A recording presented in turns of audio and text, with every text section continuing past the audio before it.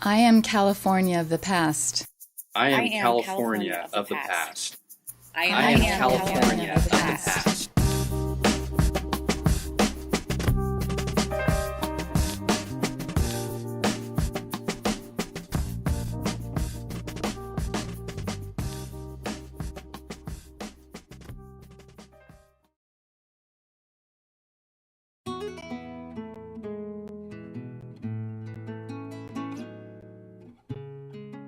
My name is Ellen Shimasaki and I live in Hayward.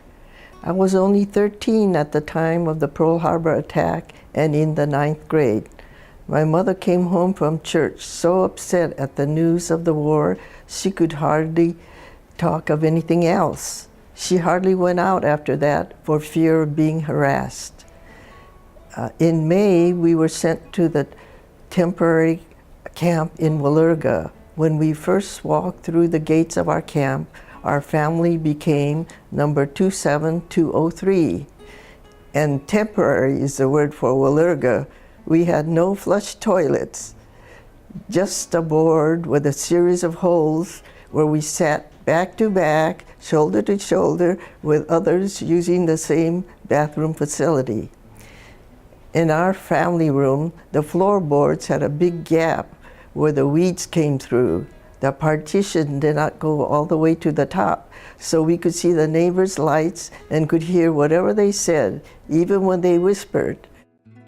We were sent to the Tule Lake Relocation Center after that, and what a relief. We now had flush toilets. After the loyalty question number 27 and 28, we were sent to Topaz, Utah, because my family had answered yes, yes. In camp, everybody worked. If you worked full time, you were paid $16 a month.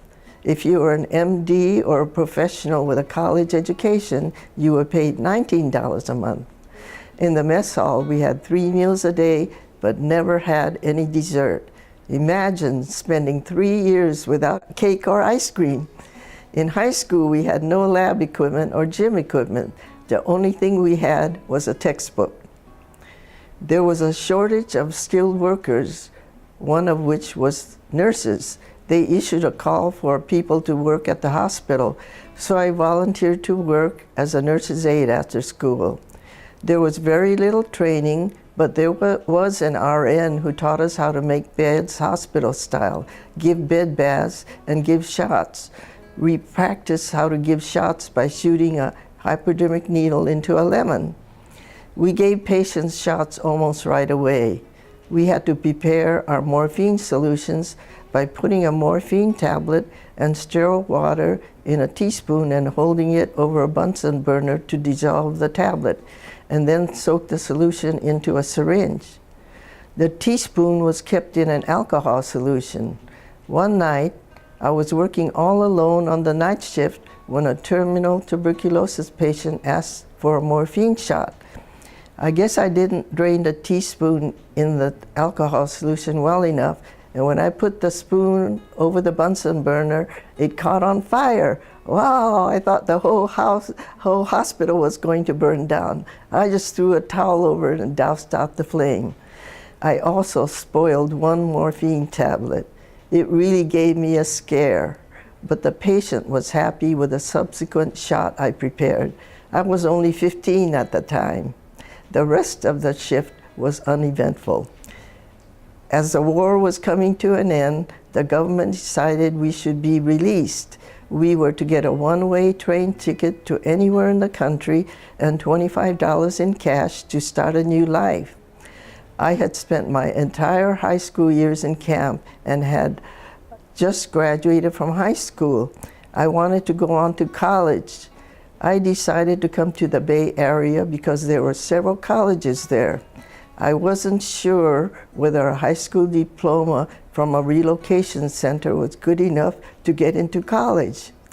As it turned out, the majority of my classmates made it to some of the most prestigious universities in the country. I attended UC Berkeley and graduated with a Bachelor of Arts degree. Adversity had made the bonds of friendship stronger. Our Topaz High School class of 1945 meet every year for a reunion, even after 65 years. I worked as a laboratory technician for a few years after college, but mostly I have worked at our drugstore for 30 years. In 1980, I served as president of the Seroptimus Club in San Leandro and am a life member of the Seroptimus Club. The evacuation was a bittersweet experience.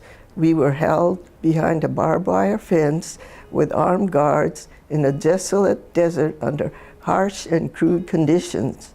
On the other hand, we made some lasting friendships with people from Washington, Oregon, and all over California that we otherwise never would have met, many of whom have become lifelong friends.